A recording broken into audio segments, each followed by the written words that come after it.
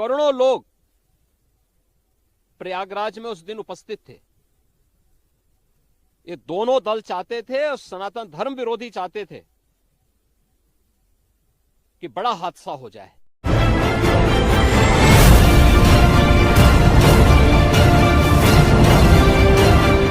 प्रयागराज महाकुंभ मेले का पावन पर्व अपने चरम पर था। संगम तट पर आस्था का सैलाब उमड़ा हुआ था। लाखों श्रद्धालु स्नान कर रहे थे, संत महात्मा प्रवचन दे रहे थे और हर तरफ धार्मिक माहौल था। लेकिन इसी बीच एक ऐसी साजिश रची जा रही थी जिसने इस आस्था के महासंगम को मौत के कुचक्र में धकेलने की योजना बना रखी थी। पुलिस और इंटेलिजेंस एजेंसियों को इनपुट मिला था कि आतंकवादी संगठन महाकुंभ मेले में एक बड़ा हमला करने की फिराक में है। लेकिन कब, कैसे और कौन, इन सवालों के जवाब अभी अंधेरे में थे। 27 जनवरी की रात प्रयागराज पुलिस कंट्रोल रूम में एक गुप्त सूचना आई। मेले में भगदड़ मचाने की साजिश की जा रही है। भीड़ में कोई संदिग्ध मौजूद है जो किसी बड़ी अनहोनी को अंजाम देने वाला है। ये जानकारी मिलते ही यूपी एंटी टेररिज्म स्क्वाड और लोकल पुलिस को हाई अलर्ट पर रखा गया। स्पेशल ब्रांच के इंस्पेक्टर विजय शर्मा, जो इस मिशन के प्रभारी थे, उन्होंने अपनी टीम को तुरंत अलर्ट किया। 28 जनवरी की सुबह भारी भीड़ के बीच पुलिस ने सतर्कता बढ़ा दी। स्क्वाड और खुफिया एजेंसियों की टीमें अलग अलग क्षेत्रों में निगरानी कर रही थी। इसी दौरान सीसीटीवी फुटेज में एक संदिग्ध व्यक्ति दिखाई दिया।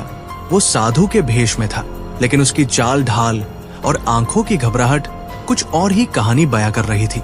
उसने अपने हाथ में एक काला बैग पकड़ रखा था जिसे वो बार बार टटोल रहा था। दोपहर 2 बजे संगम तट के पास एक संदिग्ध गतिविधि देखी गई। सुरक्षा बलों ने पाया कि वो व्यक्ति जानबूझकर भीड़ के बीच जाकर कुछ गिरा रहा था। जब एक पुलिस अधिकारी ने उसे रोका तो वो तेजी से भागने लगा। इंस्पेक्टर विजय शर्मा और उनकी टीम ने बिना देरी किए उसका पीछा किया। भगदड़ के हालात बन रहे थे, लेकिन पुलिस की मुस्तैदी से हालात काबू में रहे। जैसे ही पुलिस ने संदिग्ध को पकड़ा, वो चिल्लाने लगा, तुम मुझे पकड़ सकते हो, लेकिन हम अपनी योजना में सफल होंगे। उसके पास से बरामद बैग की जब तलाशी ली गई तो उसमें धमाका करने वाली डिवाइस, कई सिम कार्ड और नकली आधार कार्ड बरामद हुए। पूछताछ में उसने कबूल किया कि उसे महाकुंभ में जानबूझकर भगदड़ फैलाने का मिशन दिया गया था, जिससे कई लोग कुचले जाएं और हजारों की जान चली जाए। लेकिन सवाल अभी भी बाकी थे। क्या ये अकेला था या इसके पीछे कोई बड़ा नेटवर्क था? रामबाग रेलवे स्टेशन पर पकड़े गए संदिग्ध को तुरंत एटीएस के स्पेशल इंटोन सेंटर ले जाया गया। उसका नाम रियाज मलिक था, जो झारखंड के जामताड़ा जिले का रहने वाला था। शुरुआती पूछताछ में वो कुछ भी बताने से इनकार कर रहा था, लेकिन जब पुलिस ने सख्ती दिखाई तो उसने जो सच बताया वो बेहद खतरनाक था। रियाज ने कबूला कि महाकुंभ में भगदड़ मचाने की साजिश कोई अकेली घटना नहीं थी, बल्कि इसके पीछे एक बड़े आतंकी संगठन का हाथ था। उसका काम भीड़ में डमी बम गिराना था ताकि अचानक भगदड़ मच जाए और लोग एक दूसरे को कुचल कर मार डालें। इसके अलावा असली धमाका भीड़ के बीच करने की योजना थी ताकि कि हजारों लोग मारे जाएं। पूछताछ में रियाज ने बताया कि इस पूरी योजना का मास्टरमाइंड अल्ताफ हुसैन था, जो नेपाल बॉर्डर के पास से ऑपरेट कर रहा था। अल्ताफ ने स्लीपर सेल के जरिए इस मिशन को प्लान किया था और रियाज सिर्फ एक मोहरा था। रियाज के कबूलनामे के बाद सुरक्षा एजेंसियां तुरंत हरकत में आई। प्रयागराज, वाराणसी, लखनऊ और नेपाल बॉर्डर पर हाई अलर्ट जारी कर दिया गया। एनआईए और इंटेलिजेंस ब्यूरो को जांच में शामिल किया गया। पूछताछ के दौरान रियाज ने बताया कि साजिश के तहत भगदड़ मचाने के लिए कई छोटे छोटे डमी बम बनाए गए थे, जो देखने में असली लगते थे, लेकिन उनमें विस्फोटक नहीं था। भगदड़ फैलने के बाद असली बम धमाका किया जाना था ताकि अधिकतम नुकसान हो। एक और आतंकी जो अब भी मेले में छिपा था, असली बम फोड़ने वाला था। रियाज के खुलासे के बाद महाकुंभ में सुरक्षा और बढ़ा दी गई। एटीएस ने उसे अपने साथ लेकर मेले में उस जगह पहुंचने की कोशिश की जहां उसके साथियों के छिपे होने की संभावना थी। 28 जनवरी की रात एक संदिग्ध व्यक्ति को आनंद भवन के पास एक गेस्ट हाउस में देखा गया। उसकी गतिविधियां संदिग्ध थी। वो बार बार फोन पर बातें कर रहा था और उसके पास भी वही काला बैग था जैसा रियाज के पास था। इंस्पेक्टर विजय शर्मा और उनकी टीम ने बिना देरी किए गेस्ट हाउस पर धावा बोल दिया, लेकिन जैसे ही टीम ने उसे घेरने की कोशिश की, वो खिड़की से छलांग लगाकर भागने लगा। संदिग्ध के भागने की खबर मिलते ही पूरी पुलिस टीम अलर्ट हो गई। शहर के सभी रास्तों पर नाकाबंदी कर दी गई।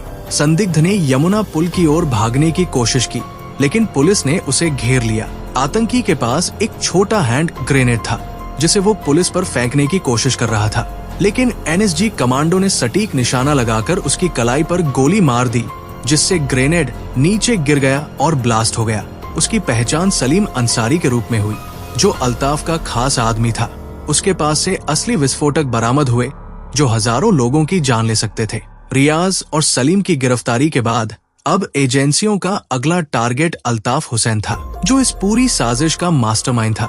लेकिन वो कहाँ छिपा था? क्या वो नेपाल भाग चुका था? अब सवाल था, क्या पुलिस अल्ताफ को पकड़ पाएगी? जांच में पता चला कि अल्ताफ नेपाल बॉर्डर से पूरे मिशन को ऑपरेट कर रहा था और उसने उत्तर प्रदेश में अपने स्लीपर सेल एक्टिवेट कर दिए थे। लेकिन सबसे चौंकाने वाली बात ये थी कि अल्ताफ अभी भी भारत में ही था। उसने नेपाल भागने की योजना बनाई थी, लेकिन सुरक्षा बढ़ने के कारण वो प्रयागराज के पास एक गुप्त ठिकाने में छिपा हुआ था। एनआईए और एटीएस की संयुक्त टीम को रियाज से पूछताछ के दौरान एक बड़ा इनपुट मिला। अल्ताफ प्रयागराज के बाहरी इलाके में एक फार्म हाउस में छिपा हुआ था। इस फार्म हाउस का मालिक अल्ताफ का करीबी रिश्तेदार था, जो उसे सुरक्षा दे रहा था। फार्म हाउस के अंदर भारी मात्रा में हथियार, विस्फोटक और नकली दस्तावेज होने की सूचना मिली थी। इंस्पेक्टर विजय शर्मा के नेतृत्व में एनएसजी, एटीएस और लोकल पुलिस की स्पेशल टीम ने फार्म हाउस को चारों तरफ से घेर लिया। रात के अंधेरे में फार्म हाउस के अंदर हलचल साफ दिखाई दे रही थी। ड्रोन कैमरे की मदद से टीम ने अंदर की गतिविधियों को ट्रैक किया। अल्ताफ अकेला नहीं था, बल्कि उसके साथ 3 और संदिग्ध थे। जैसे ही पुलिस ने फार्म हाउस पर धावा बोला, अंदर से गोलियों की बौछार शुरू हो गई। आतंकियों के पास AK-47 और ग्रेनेड थे। विजय शर्मा ने अपनी टीम को निर्देश दिया, हमें अल्ताफ को जिंदा पकड़ना होगा, ये हमारी सबसे बड़ी कामयाबी होगी।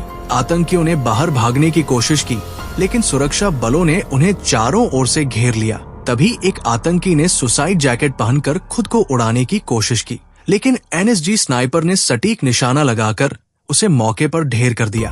अल्ताफ इस हमले के लिए तैयार नहीं था। उसने भागने की कोशिश की, लेकिन विजय शर्मा ने खुद उसे दबोच लिया। खेल खत्म। अल्ताफ विजय ने उसे जमीन पर गिराते हुए कहा। गिरफ्तारी के बाद जब फार्म हाउस की तलाशी ली गई तो वहाँ 10 किलो RDX, कई विदेशी हथियार, स्लीपर सेल की लिस्ट और महाकुंभ में बम धमाके की पूरी साजिश का नक्शा बरामद हुआ। अल्ताफ हुसैन की गिरफ्तारी के बाद ATS और NIA की टीम ने उससे गहन पूछताछ शुरू की।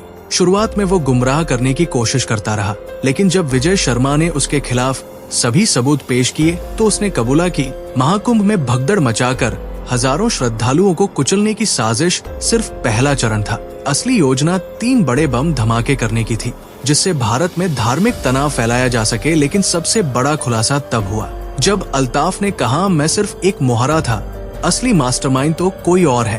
अल्ताफ ने बताया कि इस पूरे मिशन की योजना पाकिस्तान स्थित आतंकी संगठन ने बनाई थी और भारत में इसे ऑपरेट कर रहा था। शेख उमर, जो एक वेल फंडेड आतंकी नेटवर्क का लीडर था, भारत में कई बड़े आतंकी हमलों की योजना बना चुका था। नेपाल, बांग्लादेश और भारत में स्लीपर सेल एक्टिवेट कर चुका था। महाकुंभ में भगदड़ मचाने की साजिश उसकी सबसे बड़ी योजना थी, जिससे हजारों लोग मारे जाते और पूरे देश में दंगे भड़क जाते। NIA ने अल्ताफ से मिली जानकारी के आधार पर शेख उमर की लोकेशन ट्रैक की।